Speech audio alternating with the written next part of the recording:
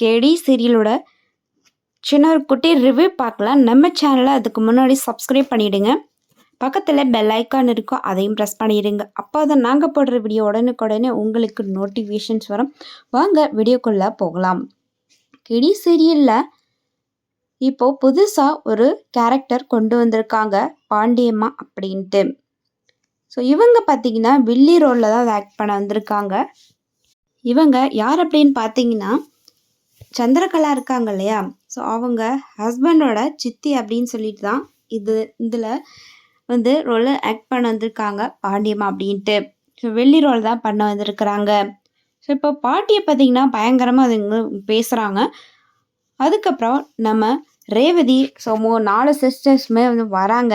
So 4 பேருமே வந்ததுக்கப்புறம் என்ன நினச்சிட்டு இருக்கிறீங்க, எங்கள் பாட்டிக்கு இந்த ஊரில் யாரும் இல்லைன்னு நினச்சிட்டு இருக்கிறீங்களா, அவங்களுக்கு ஒன்றுன்னா நாங்கள் 4 பேரும் வந்து நிற்போம், 4 பேரும் என்னென்னு கேட்குறதுக்கு தான் வந்து நின்றுட்டு இருக்கிறோம், யாருமே இல்லைன்னு நினச்சிட்டு இருக்கிறீங்களா அப்படிங்கிற மாதிரி பயங்கரமாக பேசுகிறாங்க. நம்ம ரேவதி, அதுக்கப்புறம் ரோஹிணி, இவங்க எல்லாருமே அடே அப்பா கொல்லப்பட்டாசாட்ட வெடிக்கிறீங்க, அந்தளவுக்கு உங்களுக்கெல்லாம் வாயாடி அப்படிங்கிற மாதிரி தான் வந்து பேசுகிறாங்க அவங்க. அதுக்கப்புறம் வந்து சரி நீங்கள் சொல்கிறதெல்லாம் நியாயம்தான், 4 பேர் இருக்கிறீங்க, உங்கள் அம்மா இப்போ வெளியூர் போகிற சமயத்தில் நீங்கள் இங்கே இருக்கிறீங்க, அவள் திடீர்னு திரும்பி வந்துட்டா அப்படின்னா கண்டிப்பாக நீங்கள் இந்த ஊரை விட்டு வெளியில் போயிடுவீங்க தானே, நீங்கள் அவங்க கூட இருக்க மாட்டீங்க தானே, அப்போ அவங்களுக்கு யாரும் இல்லை தானே, அனாதை தானே அப்படிங்கிற மாதிரி பேசுகிறாங்க. இங்கே பாருங்கள், அதெல்லாம் உங்களுக்கு தேவையில்லாத விஷயம், எங்கள் பாட்டியை நீங்கள் இந்த மாதிரிலாம் பேசக்கூடாது, அவங்களுக்கெல்லாம் உரிமையை வந்து இங்கே நீங்கள் கொடுத்து தான் ஆகணும் அப்படிங்கிற மாதிரி சொல்கிறாங்க.